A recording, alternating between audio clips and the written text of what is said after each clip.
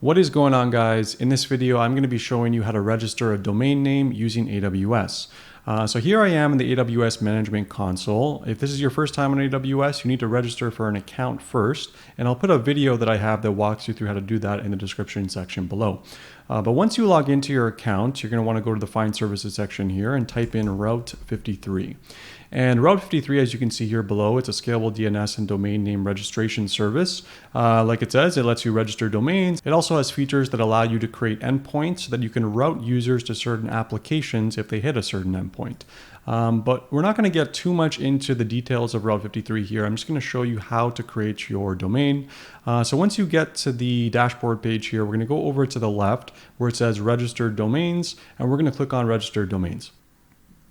All right, so I don't have any domains registered on this account. If you have a domain from another provider, maybe something like GoDaddy, you can transfer that over to AWS pretty easily by clicking Transfer Domain up over here and then following the prompts. But since we don't have one of those, we're going to register from scratch. So I'm going to click on Register Domain up here in the top left. So the next step here is to choose a domain name. So whatever you're looking for, this is where you'd put it in. So mine is called AWS Simplified. Okay, so now over here on the right, you can pick whatever suffix that you want. Notice that there's different prices here for each one. So like .com.au is $15, the normal .com is $12. So depending on the one that you pick, this is the yearly cost. So keep that in mind when you are picking this.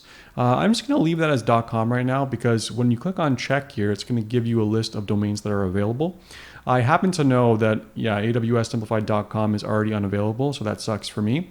But looking here down below, we can see here these are some of the open options that are still available. So AWSinsight.net, AWSsimplified.io. I actually like that one quite a bit.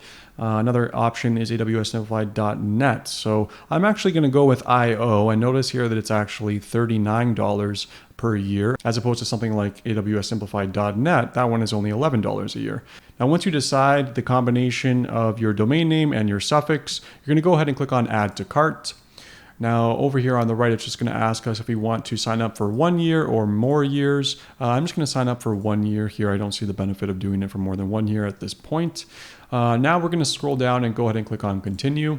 Now at this point, it's asking us for some contact information, and you can select depending on what you are. If this is for a person, a company, an association, or public body, you need to fill out all this information here and then go all the way down to the bottom. Make sure that you have this ticked here for privacy protection. You want to make sure this is set to enable. That means that people that are just running whois checks on your domain are not going to be able to see all this information that you vend out. If you set it to disable, they will be able to do that. So if that's something that you're worried about, make sure that you have it set to enabled so then you can block that information from showing. Now keep in mind, depending on the suffix that you used, so if you use .com or .net or .io or whatever, there are different sets of information that are available by default. So for instance, if you're using .io, I believe I checked before and it shows the country and the state. That's the only revealing information that it'll show if someone uses the whois lookup command on your domain name.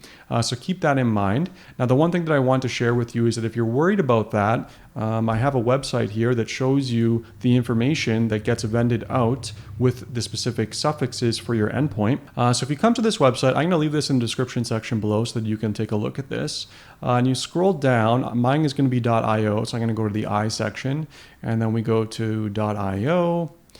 And then we click on see this thing. So if we take a look at what we're shown here, we can see that for this one, under privacy protection, we see that all information is hidden except state, province, and country. So if you have that privacy protection setting set as enabled, that's the functionality that you're going to get. Everything is hidden for you. So just keep that in mind when you're deciding on which suffix to use for your domain.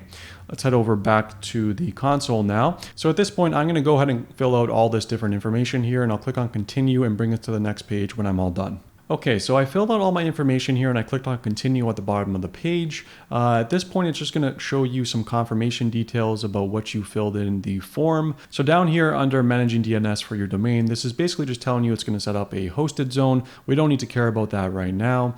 This setting down here asks you if you want to have auto renew on or off. I'm going to keep mine on disabled because I expect to have this website for quite a bit. The next step is to just acknowledge the terms and conditions. I highly suggest you just take a quick little glance at this and read it through. through, just so you know what you're getting into. So at this point, all you need to do is go ahead and click on complete order once you have verified all the details of your registration, and you should be good to go. So I'm just clicking that right now. And so the order has been successfully submitted and it's currently being processed. I'm not sure exactly how long this is going to take, to be honest, but I'm going to keep an eye on it over the next couple of hours and days.